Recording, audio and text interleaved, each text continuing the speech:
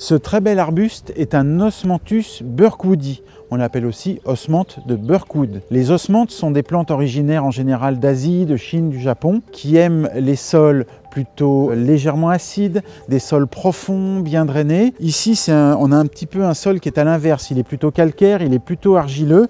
Et ça tombe bien parce que cet Osmanthus burkwoodi supporte les terrains calcaires. Et vous voyez, il est vraiment très beau. Il a une dizaine d'années maintenant. Il a vraiment bien poussé, on l'a laissé tranquille, on ne l'a pas trop taillé. C'est un arbre qui peut pousser comme ça librement, qui donne une très jolie forme arrondie. Il suffit, après la floraison, de venir couper quelques petites branches pour lui redonner une forme un petit peu arrondie et d'aller enlever le bois mort à l'intérieur, c'est tout. Mais c'est un arbre qui se conduit très bien en haie.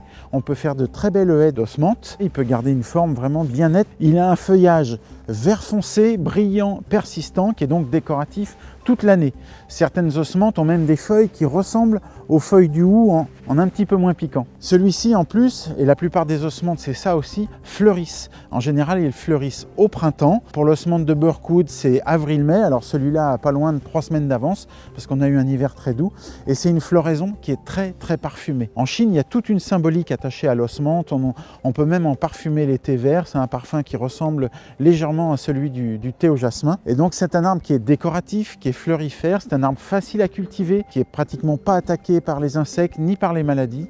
Donc c'est vraiment un arbre très agréable et très beau dans un jardin. C'est un arbre qui est moyennement rustique. L'osmanthe de Burkwood va tenir jusqu'à -15, c'est un des plus rustiques de sa famille à peu près. Les autres c'est plutôt -10, -12, donc bien surveiller à la région où vous êtes quand vous allez le planter. Ici on est en Île-de-France, ça se passe très bien, il est là depuis 10 ans, il a subi quelques gelées un peu sévères, mais vous voyez il va parfaitement bien. C'est aussi un arbre, ça c'est intéressant, qui va supporter les embruns, donc c'est un arbre de haies qu'on peut planter par exemple en bord de mer. Ça c'est une très bonne chose aussi. L'osmanthe a besoin d'une exposition ensoleillée ou mi-ombre.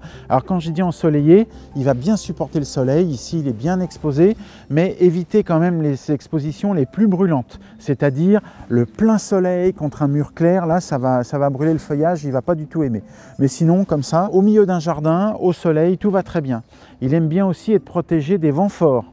Alors quand je disais qu'il peut être planté au bord de mer, il ne faut évidemment pas le mettre complètement en front de mer parce que les vents forts vont aussi abîmer le feuillage, abîmer la floraison. Donc dans un endroit un petit peu protégé, c'est un arbuste qui est parfait pour décorer et parfumer le jardin.